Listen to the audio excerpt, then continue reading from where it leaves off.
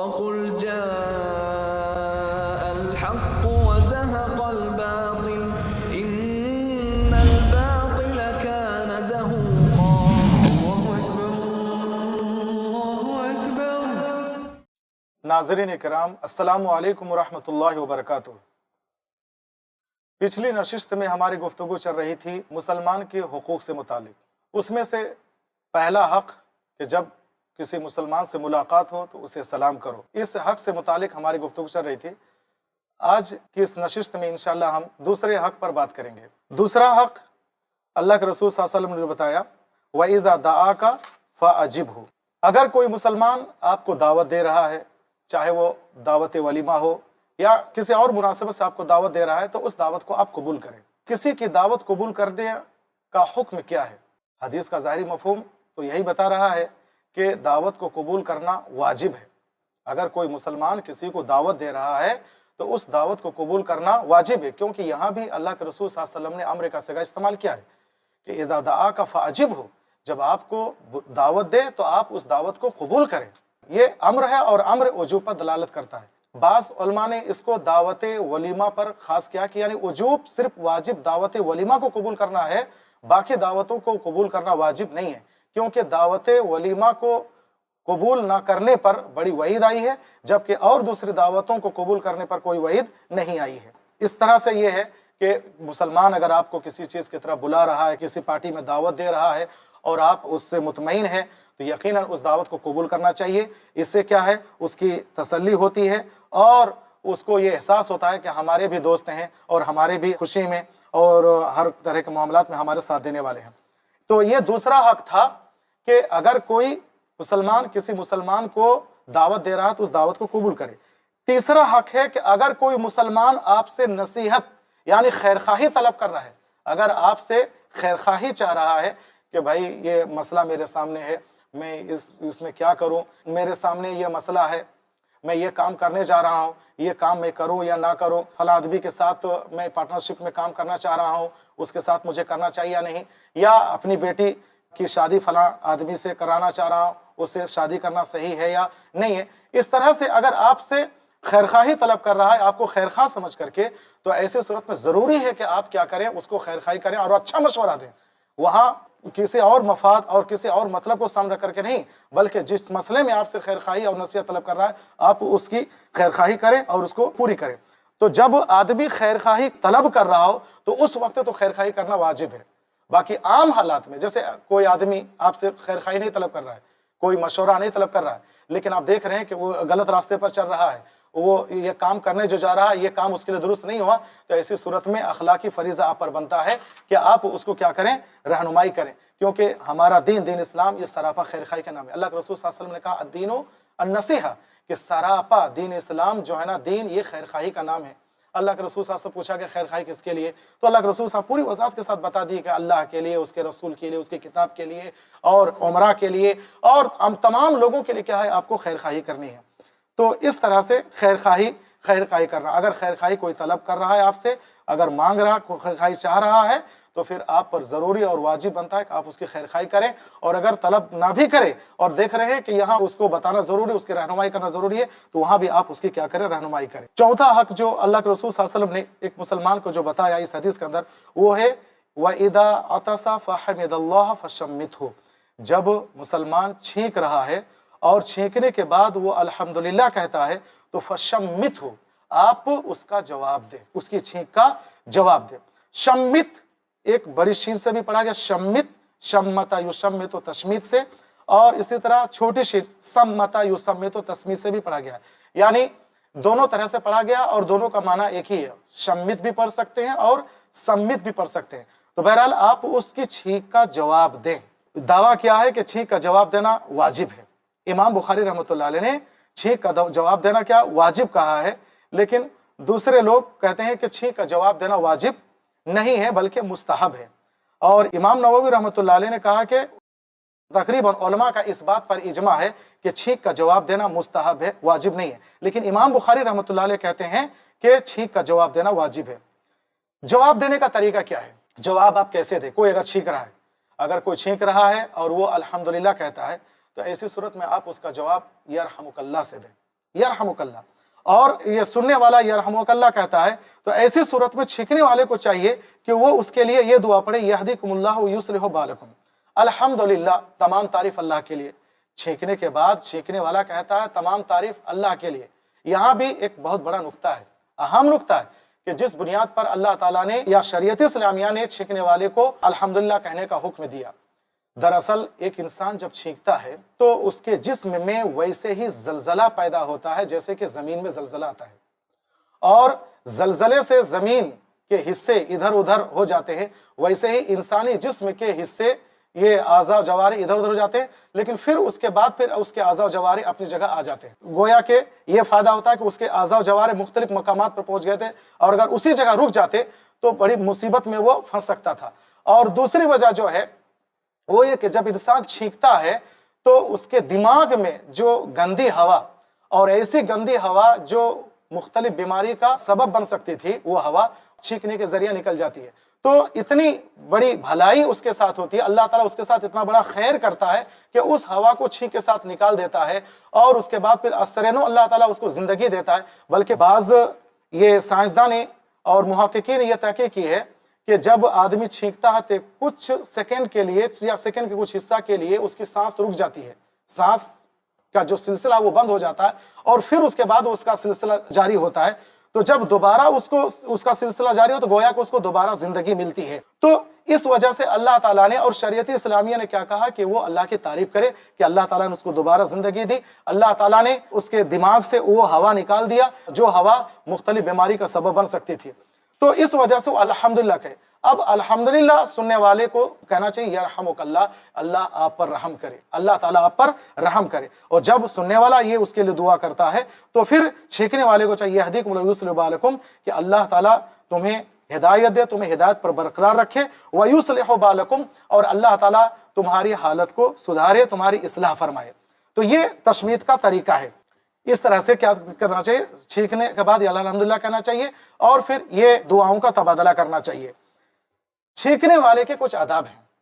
जब छींकने वाला छींकेगा तो जरूरी है कि वो अपना हाथ नाक पर रखे, और इसी तरह वो अपनी आवाज को क्या करे, पस्त करे। हत्तल इम्कान ये कोशिश करे कि उसकी आवाज पस्त हो और कम से कम आवाज निकले। अल्लाह के रसूल सल्लल्लाहु अलैहि वसल्लम की मरफू हदीस है जिसके रावी हजरत अबू हुरैरा रज़ी अल्लाह तआला अन्हु हैं।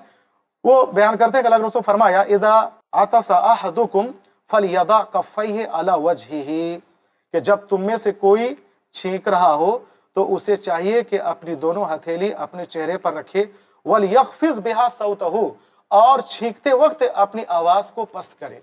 ये छींकने वाले के आदाब है, और इन्हीं आदाब को मलहूज रखते हुए वो छींके। नाज़रीन किराम, इसी तरह एक सवाल यहाँ पैदा होता है कि कितनी बार हम छींकने वाले को जवाब दें। अगर कोई छींकता ही रहे, हदीसों में उसकी सराहत आती है कि छींकने वाला अगर छींकता ही रहे तो आप 3 मरतबा आप उसका जवाब दें, 3 मरतबा से ज्यादा आप जवाब ना दें। जैसे कि हदीस में आता है, अल्लाह के रसूल सल्लल्लाहु अलैहि वसल्लम की मरफू हदीस है कि इदा अतसा अहदुकुम फलयुशम्मितहु जलीसुहु फ़इन ज़ादा अला सलासिन फहुव मज़कूम। अगर कोई छींकता है तो उसके साथ बैठा हुआ शख्स उसे जवाब दे। फ़इन ज़ादा अला सलासिन, और अगर वो 3 से ज्यादा मरतबा छींकता है फहुव मज़कूम, तो वो जुकाम ज़दा है, इसलिए अब जवाब देने की कोई जरूरत नहीं है, जवाब देना अब जरूरी नहीं रह गया है। वला युशम्मित, हदीस में है वला युशम्मित बादा सलासिन, और तीसरी मरतबा जवाब देने के बाद उसको जवाब ना दे। तो 3 मरतबा तक हम छींकने वाले का जवाब दे सकते हैं, और तीसरी मरतबा के बाद अगर चौथी मरतबा छींकता है तो हम उसको जवाब नहीं देंगे।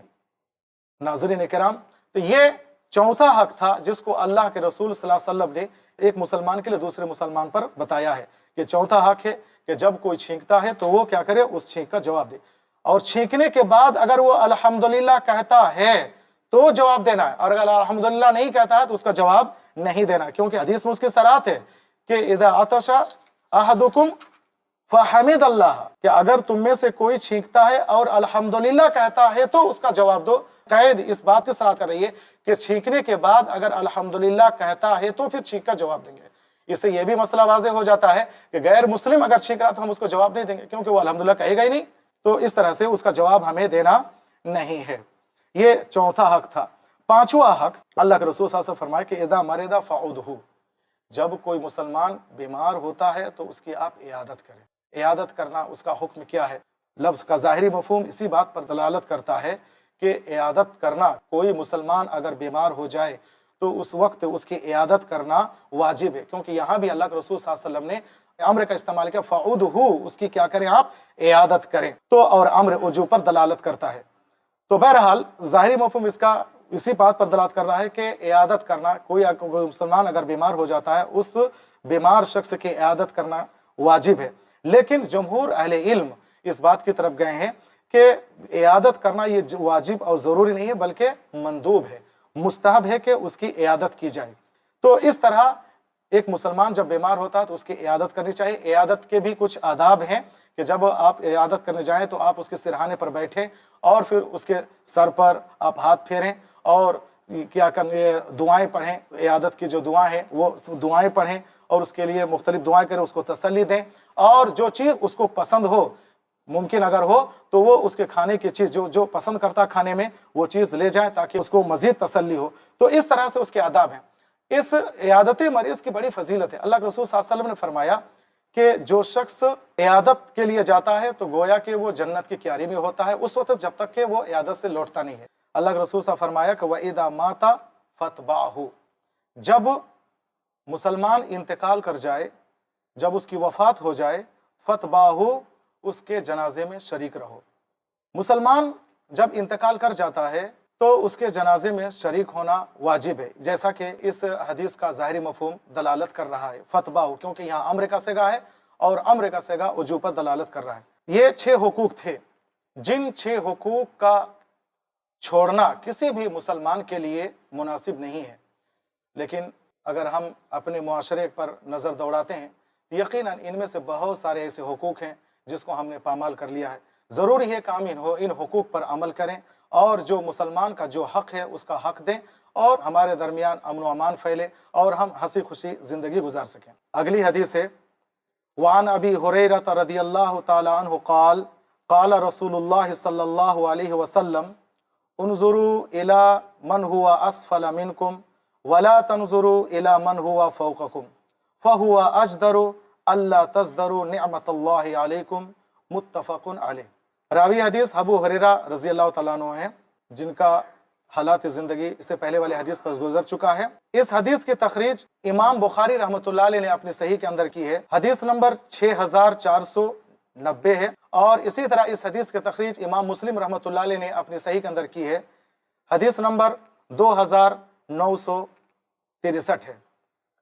इस हदीस में अल्लाह के रसूल सल्लल्लाहु अलैहि वसल्लम फरमाते हैं, उन्जुरू इला मन हुआ अस्फला मिनकुम, तुम अपने से नीचे लोगों की तरफ देखो, वला तंजुरू इला मन हुआ फौक़कुम, अपने से ऊपर लोगों की तरफ मत देखो। अपने से नीचे लोगों की तरफ देखो यानी अपने से गरीब, यानी तुमसे जो गरीब हैं दुनियावी एतबार से, दुनियावी मामलात में जो तुमसे कमतर हैं, गरीब हैं, उनकी तरफ देखो। वला तंजुरू इला मन हुआ फौक़कुम, उन लोगों की तरफ मत देखो जो तुम्हारे ऊपर हैं, यानी तुमसे ज्यादा मालदार हैं, तुमसे ज्यादा खूबसूरत हैं, तुमसे ज्यादा ताकतवर हैं। फहुआ अजदरु, यही ज्यादा मुनासिब है, अल्लाह तज़दरु निअमतल्लाहि अलैकुम, कि तुम अपने ऊपर अल्लाह की नियामतों की नाशुक्री ना करो। इस हदीस के अंदर अल्लाह के रसूल सल्लल्लाहु अलैहि वसल्लम ने बड़ी पॉइंट की बात बताई है और बहुत ही अहम नुक्ता की तरफ इशारा किया है। यह कहा गया कि सिर्फ अपने से नीचे दुनियावी मामलात में जो आपसे कमतर हैं, आपके नीचे हैं, उनकी तरफ देखो। जो आपसे गरीब है उसको देखो, जो आपसे कम खूबसूरत है उसकी तरफ देखो, जो आपसे कम ताकतवर है, आपसे कमजोर है, उसकी तरफ देखो। जब आप उसकी तरफ देखेंगे, जब किसी बीमार शख्स को देखेंगे, बीमारी में मुब्तला है और अल्लाह ताला ने आपको सेहत दी रखी है, यकीनन आप अल्लाह ताला का शुक्रिया अदा करेंगे। जब आप किसी ऐसे आदमी को देखेंगे जिसको अल्लाह ताला ने फकीरी की जिंदगी अता की है, जिसके पास खाने का कोई सामान नहीं है, जो फुटपाथ पर सो रहा है, जो फुटपाथ पर पड़ी चीजें खा रहा है, तो यकीनन उस वक्त अल्लाह ताला का शुक्रिया आपकी जुबान में आ जाएगा। इसके बरखिलाफ अगर आप अपने से मालदार की तरफ देखें, अपने से खूबसूरत की तरफ देखें, अपने से ज्यादा ताकतवर के देखेंगे, तो फिर आपको गम होगा, आपको तकलीफ होगी कि अल्लाह ताला ने मुझसे इसको इतना ज्यादा खूबसूरत बनाया, अल्लाह ताला ने उसको इतना ताकतवर बनाया, अल्लाह ताला ने उसको इतना मालदार बनाया, मेरे पास इतनी दौलत क्यों नहीं है, मेरे पास ये खूबसूरती क्यों नहीं है, अल्लाह ताला ने इस तरह की सेहत क्यों नहीं दी है। तो फिर ला मुहाला अल्लाह ताला की नेमतों की आप नाशुक्री करेंगे, जो नेमतें आपको अल्लाह ताला ने दे रखी है। और ये हकीकत है कि दुनिया में कोई ऐसा बीमार शख्स नहीं है जिससे और कोई बड़ा बीमार ना हो। आपको मिसाल मिल जाएगी। अगर यहां किसी बीमार शख्स को आप देख रहे हैं तो यकीनन उसकी मिसाल उससे ज्यादा बीमार शख्स की आपको मिल जाएगी। अगर कोई मालदार आदमी है तो यकीनन उससे ज्यादा मालदार आदमी की मिसाल आपको मिल जाएगी। अगर आप गरीब हैं, अगर आप गौर करें तो यकीनन आपसे ज्यादा गरीब कोई और मिल जाएगा। अगर आप बदसूरत हैं तो यकीनन आपसे बदसूरत इंसान की मिसाल आपको मिल जाएगी। अगर आप कमजोर हैं तो आपसे कमजोर शख्स की मिसाल यकीनन आपको मिल जाएगी। तो यह हिकमत है कि जब आप अपने से कमतर की तरफ देखेंगे तो यकीनन आप अल्लाह ताला का शुक्रिया अदा करेंगे, क्योंकि अल्लाह ताला ने आपको उससे अच्छा रखा है और आपकी हालत उससे अच्छी हालत है। लेकिन अगर आप अपने से ऊपर की तरफ देखेंगे तो वही अल्लाह ताला की नाशुक्री करेंगे, फिर आपको तकलीफ होगी। हाँ, लेकिन वाज़ेह रहे कि अपने से नीचे लोगों को देखना हुक्म दिया गया और अपने से ऊपर लोगों को देखने से मना किया गया, ये सिर्फ दुनियावी मामलात के लिए है, बरखिलाफ उखरवी मामलात में।